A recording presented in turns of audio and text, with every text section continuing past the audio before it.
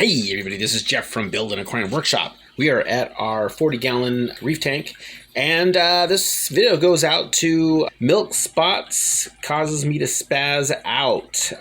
This viewer had inquired about attaching mushroom and zinnias to rock. They had used super glue, and I just wanted to address the alternative method, because sometimes soft corals, you can see up here, I've got the little frag rack, and I got a little basket, and I'm going to talk to you about where you can get those at. This is just one route you could go. And what I wanted to say is that sometimes, they might have, soft corals might have an adverse reaction when you're actually gluing the actual coral to rock or a frag plug or whatever. So that's what this video is to show as an alternative, is that, I put this, so you see this little red mushroom?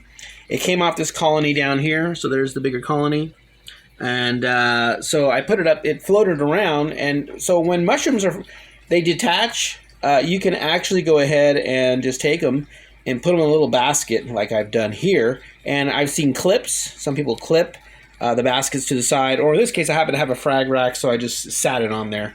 And so you can see now there's blue mushroom on the gridding, and then there's the red mushroom on the rock, which is the way I prefer it. It's much better looking natural on rock, or maybe even a frag plug they could put into rock, things like that. So here's what you can do. So if you're used to super gluing, that's fine. I brought out super glue to show you that. So this is the one. This is one of the super glues that I have. As long as it has cyanoacrylate, you can use that. And so, so a lot of you reefers who are, used to gluing the hard part of the coral, like for instance on this frog spawn back there, you would take the base of it, not the soft, actual meaty, fleshy part, and you would go ahead and glue, right, because it has a calcium base, and you would glue that onto, say, a little frag plug right here, right? So you could do something like that.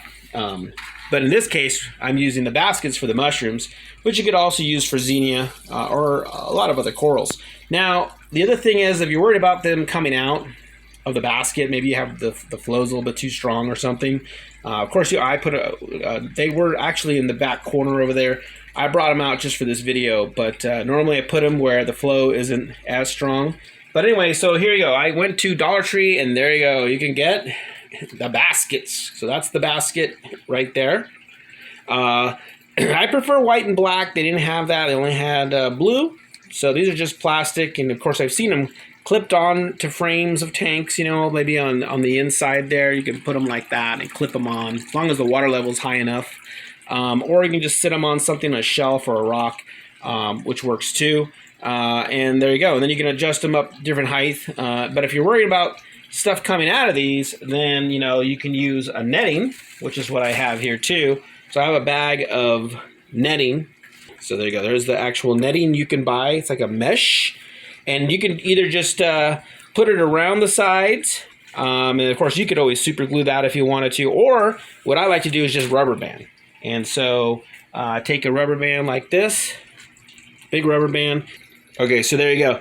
So that's a rubber band. So if you had mesh around here, you could put 2 or 3 of these rubber bands spaced out, and that would help hold the mesh to here.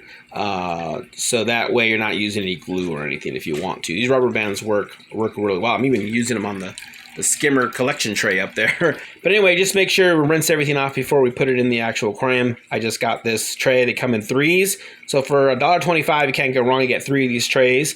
Just wanted to show you that is a great alternative. If you put it in a low enough flow like I did, I didn't have to put any netting on here. And this red mushroom attached on its own. So as long as they don't float around, the mushrooms, even zinnias, they'll attach on their own. 2, 3 days, 4 days, pretty quickly usually. And once they attach, you're good to go. Like this one. This one's actually attached itself to this rock. So you always got helpful to have little fragments of rock. And so you can see he's actually on there. And then more will grow on there, and you'll have a whole new group of mushroom, just like down here, right? Just take a rock and break it up. And there you go. Always have fragments available.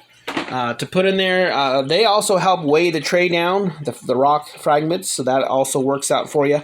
So anyway, yeah, just use a bunch of rock fragments, and you're good to go. You can start putting mushrooms and other soft corals that come off. You can actually just put them on there. All right, so that's the episode. Hope you liked the video, and if you do, give us a thumbs up. Of course, you want to see more aquarium videos, you know what to do. Hit that subscribe button, and we will see you in the next video.